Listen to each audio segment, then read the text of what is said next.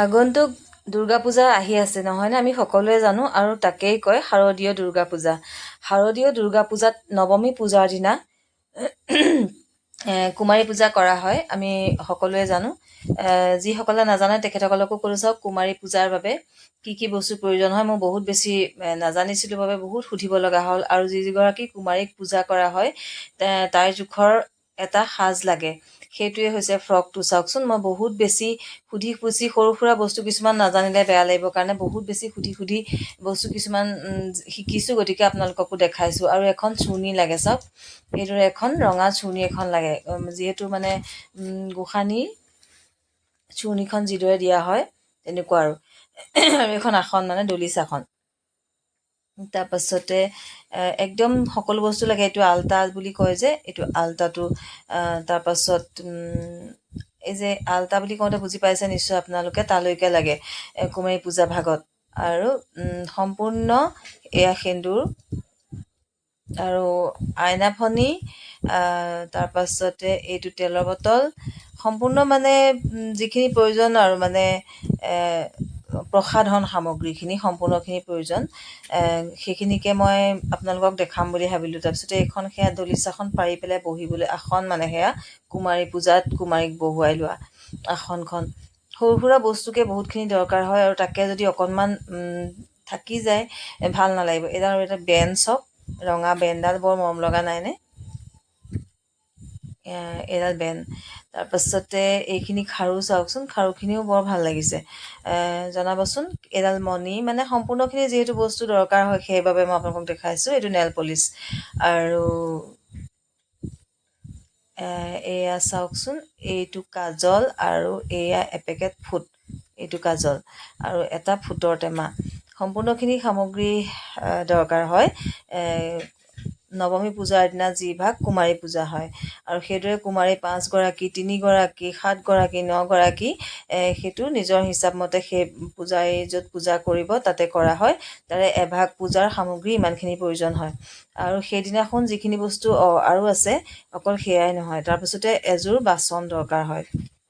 কাঁহৰ বাচনো দিব পাৰি, আৰু নোৱাৰিলে ষ্টীলৰ বাচন এযোৰ লাগে।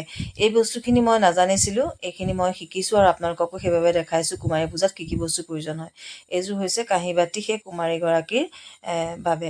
আৰু ইয়াতে সেইদিনা পূজা কৰিবৰ সময়ত ভোগ দিয়া হ'ব, মিঠাই দিয়া হ'ব, আৰু এইখিনি বস্তু। আৰু এইকেইটা বাৰু মই এনেই পচন্দৰ ভাল লগা এটা বস্তুহে আপোনালোকক দেখালোঁ, যিকেইটা মই নিজৰ কাৰণে কিনিছিলোঁ।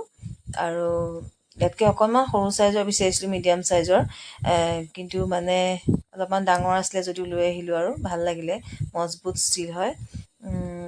গতিকে এইখিনিয়েই আজিৰ ভিডিঅ'টো। এয়া দেখিলে ন, সকলোখিনি আপোনালোকক দেখালোঁ নহয়নে বাৰু? আৰু আপোনালোক সকলোকে স্বাগতম জনাই আজি ভিডিঅ'টো আৰম্ভ কৰিছোঁ। আৰু এয়া চাওক, পূজাৰ বস্তু, পূজাৰ কাপোৰ আমাৰ এয়া সৰু সৰু দুখন 50 টকীয়া চুৰ্ণি। এই দুখন চুৰ্ণি মানে এনেকৈ ভিডিঅ' কৰোঁতে নাইটিটো পিন্ধি ল'লে লাগে ন, এখন এখন লৈ ল'বলৈ সদায় দৰকাৰ হয় যে, সেইকাৰণে 50 টকীয়া চুৰ্ণি দুখন। এয়াই হৈছে আমাৰ পূজাৰ কাপোৰ, গম পালে? এতিয়া দেখাওঁ আহক ক'ৰ পৰা কি কি কিনা হ'ল। এইখন দোকানৰ পৰা এয়া সৰু সৰু সামগ্ৰীখিনি কিনিব লগা হ'ল, আৰু এইখিনি মই যোগাৰ কৰিলোঁ। আৰু আগতীয়াকৈ কিছুমান বস্তু যোগাৰ নকৰিলে মই মূৰামূৰি সময়লৈ থৈ দি বেয়া পাওঁ, কাৰণ সেইখিনি সময়ত বা মই যাব পাৰিম নে নোৱাৰিম, সেইখিনি সময়ত কি বা প্ৰব্লেম হ'ব। আৰু আজিয়ে যাবলৈ ইমান কষ্ট হৈছে, গাড়ী ইমান ভিৰ। কিবা মিটিঙৰ বাবে গুৱাহাটীলৈ বহুত গাড়ীখিনি গুচি গৈছে, আৰু গুচি যোৱাৰ কাৰণে ইয়াত গাড়ী যিকেইখন আছে, ভিৰত থিয় হৈও যাব পৰা সুবিধা নাই। বহুত দেৰি ৰৈ গাড়ীৰ বাবে বহুত সময় গৈছে, ভৰি বিষাই গৈছে। আৰু আহোঁতেও ঠিক তেনেকুৱাই। গতিকে অলপমান আগতীয়াকৈ দোকানখিনি, বজাৰখিনি কৰিবলৈ ওলাই গ'লোঁ। তাৰপাছতে এয়া আমাৰ গোলাঘাটৰ ভোগ হোটেল, তাতে আৰু ছোৱালীজনীয়ে ক'লে ডোচা খাওঁ মা, বহুদিন ডোচা খোৱা নাই। তাৰপাছতে দুয়োজনীয়ে ডোচা খাবলৈ বুলি বহি আছোঁ। এয়া আহিব, আৰু তাইকো অকণমান এইদৰে জোকাই আছোঁ, সৰুজনী ছোৱালীক। তাৰপাছতে এটা এটাকৈ ডোচা আহি পাইছেহি, তাইতো দি গ'ল।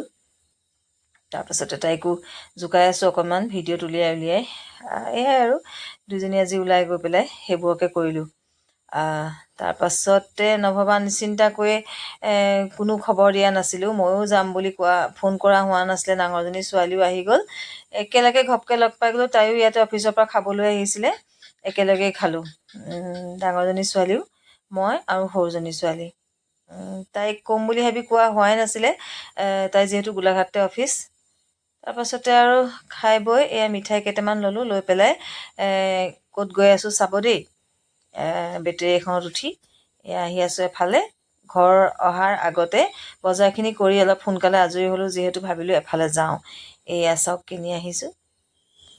চাব দেই কি সুন্দৰ, ইমান ধুনীয়াকৈ ফুলখিনি একদম দেখুৱাইছোঁ আপোনালোকক যিমানকণ পাৰোঁ। চাওকচোন কিমান ফুল, কেনেকৈ ৰাখিছে ঘৰখন। কি ধুনীয়া, ঘৰেই ধুনীয়া বাৰু, তাতে ফুলে আৰু বেছি সৌন্দৰ্য কৰে নহয়নে। এইখন ঘৰ মোৰ জেঠাইগৰাকীৰ সৰু পুত্ৰ, মানে সৰুজন দাদা আৰু বৌৰ ঘৰখন গেটৰ পৰা সোমাই প্ৰথমতেই পাই যায়। তাৰপাছতে এয়া মাজুজন দাদাৰ ঘৰ, মানে জেঠাই মাজুজন ল'ৰা, আৰু ডাঙৰজন গুৱাহাটীত থাকে। আৰু দুৱাৰমুখতে এইখন গোঁসাই ঘৰ চাওক, বন্ধ হৈ আছে। আৰু এয়া বাৰাণ্ডাতে সকলো বৌ, জেঠাই আৰু এয়া মাজুজন দাদাৰ ছোৱালীজনী আৰু আমাৰ ছোৱালীজনী। এইদৰে কথা পাতি অকণমান জেঠাইৰ খা খবৰ ল'ম বুলি ভাবি সোমালোঁ। সোমাই পেলাই আৰু অকণমান জেঠাই কৈছে, বা কেমেৰা বোলে অনেই হৈ আহিছে। মই বোলো অঁ, এতিয়া মোৰ কেমেৰা অনেই থাকিব আৰু এইদৰে অকণমান কথা চথা পাতিলোঁ।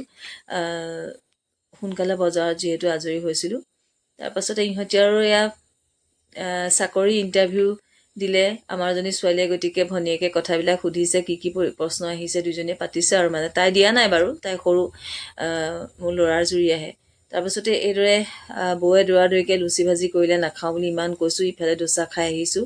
নাই মনা নহয়। দুপৰীয়া যিহেতু দিগদাৰি দিয়া সময় এটাতে সোমাইছোঁগৈ, ভাত খোৱা সময়। মই অকণমান ভাতেই খালোঁ গেছে ধৰাৰ বাবে। তাৰপাছত আৰু আমি ওলাই আহিলোঁ বিষ্ণু মন্দিৰ। কলেজ তিনিআলিৰ ওচৰতে আছে আমাৰ গোলাঘাটৰ বিষ্ণু মন্দিৰ। এইদৰে আৰু ঘৰখনলৈ বুলি আহিলোঁ। আৰু আমাৰ ৰাস্তা গোলাঘাটৰ পৰা দেৰগাঁও অভিমুখী যিটো আমাৰ ৰাস্তা, আমি ঘৰলৈ আহি আছোঁ। দেখাম চাবচোন। এয়া চাওক, বনাই আছে, ৰাস্তা কাম কৰি আছে। ইমান বেছি মানে ধূলি বাজু, মানুহ আহিবই পৰা নাছিলে। এইকেইদিন বৰষুণ দিয়াৰ বাবে অকণমান মানে ধূলিটো নাই, কিন্তু ইমান বেছি বেয়া হৈ আছে ৰাস্তাটো।